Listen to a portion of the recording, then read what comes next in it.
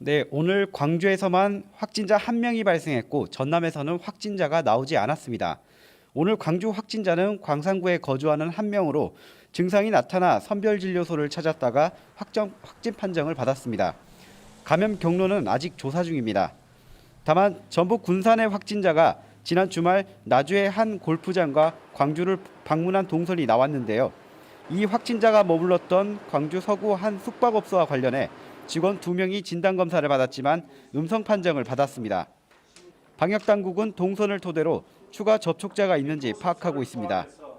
광주에서는 전남대병원과 체육동호회 연관 확진자가 잇따랐지만 어제 3명, 오늘 현재까지 1명으로 확산세가 다소 주춤한 상황입니다. 하지만 광주시는 6일 자정까지 코로나19 대응 체계를 2단계로 격상해 시행하고 있는데요.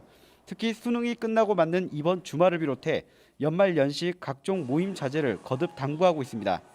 현재까지 광주와 전남의 누적 확진자는 광주 732명, 전남 429명으로 모두 1,161명입니다. 지금까지 광주시청에서 KBS 뉴스 김정대입니다. 이렇게 광주와 전남 지역은 확산세가 주춤하지만 언제 어디서 또 다른 감염고리가 나올지 알 수 없는 상황입니다. 수능 이후 대입 전형이 시작되고 연말에 모임도 많아지기 때문이죠. 2단계 거리 두기에 적극적인 동참이 필요합니다. 보도에 최송현 기자입니다. 광주의 한 중식당입니다. 최근 광주에서 코로나19 확진자가 속출하면서 식탁 의자를 4개에서 3개로 줄였습니다.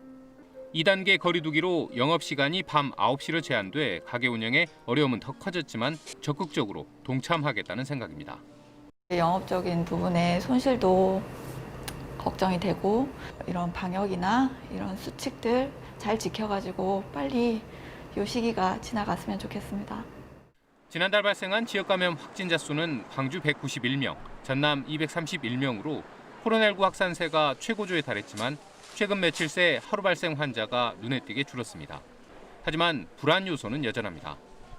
무엇보다 서울과 경기 지역에서 대규모 환자 발생이 이어지는 데다 최근 비수도권도 증가세가 뚜렷해 어떤 경로로든 새로운 지역 감염이 발생할 가능성이 크기 때문입니다. 또 시기적으로 대입 면접이 시작돼 지역 간 이동도 크게 늘 것으로 보입니다. 학원을 간다던가 또 면접을 위해서 그 본인이 지원하는 대학을 방문해야 되는 상황이 생깁니다.